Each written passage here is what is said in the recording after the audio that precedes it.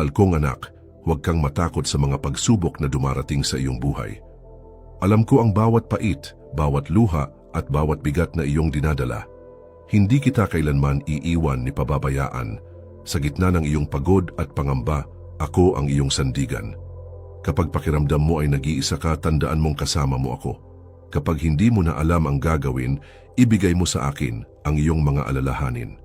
Ang aking pagmamahal ay hindi nagbabago, hindi nababawasan at hindi nawawala. Lumapit ka sa akin, anak. Pahinga ka sa aking piling. Ang mundo ay puno ng ingay at kaguluhan, ngunit sa akin, makakahanap ka ng kapayapaan. Ang iyong halaga ay hindi nasusukat sa mga pagkakamali mo, kundi sa aking pag-ibig na walang hanggan para sa iyo. Manalig ka dahil may magandang plano ako para sa iyo. Magtiwala ka dahil hawak ko ang iyong kinabukasan.